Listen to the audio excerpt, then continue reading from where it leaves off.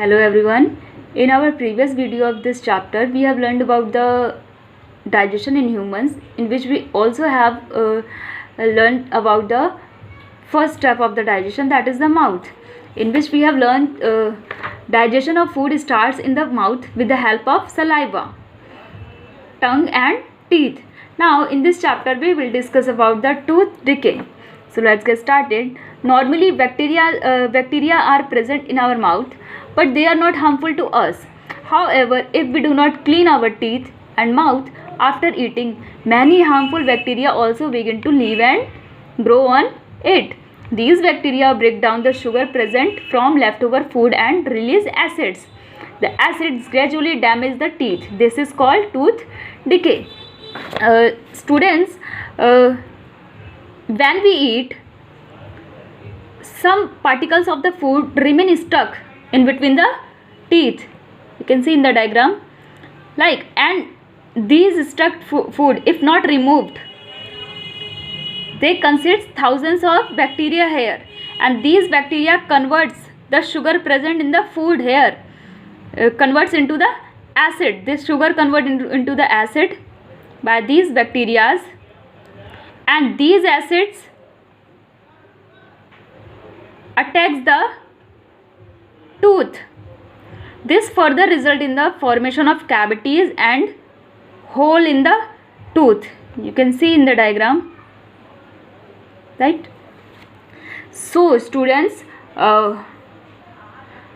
we should clean the teeth with brush and at least twice a day, and rinse your mouth after every meal. So the leftover food could not be stuck on the tooth. Now students, from the mouth the food is pushed down into the next organ called the food pipe or esophagus. Okay, so let's get started. The swallowed food passes into the food pipe or esophagus. The food pipe runs along the neck and the chest. You can see in the diagram, this is runs along the neck and the chest of the human body. Food is pushed down by movement of the wall of the food pipe. You can see the food pipe. Okay, food is pushed down by movement of wall of the food pipe.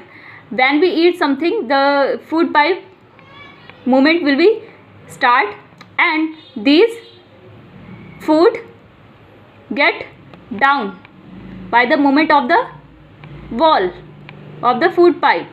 Actually, this movement takes place throughout the alimentary canal and pushes the food downwards.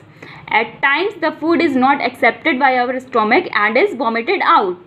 Okay, and at the time the food is not accepted by the stomach, the food goes upward through this wall of the food pipe, and this is vomited out of the mouth, from the mouth. Okay, so student, this is the esophagus or the food pipe. Now the stomach. Now we will learn the stomach. You have seen the diagram of the stomach here. Okay, that is lie in the pipes runs along neck and the chest, that is lie around the chest. Okay, now the stomach. So let's get start. The stomach is a thick walled bag.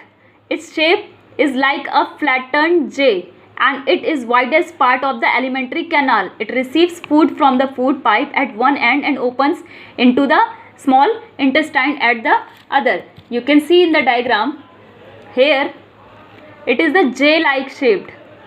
Okay, and the one food pipe is open here, esophagus, towards the esophagus, and other open pipe is and opens into the small intestine at the other. Okay, the inner lining of the stomach secretes mucus, hydrochloric acid and digestive juices. The mucus protects the lining of the stomach. The acid kills many bacteria that enter along with the food and makes the medium in the stomach and helps the digestive juices to act. The digestive juices break down the proteins into simpler substances.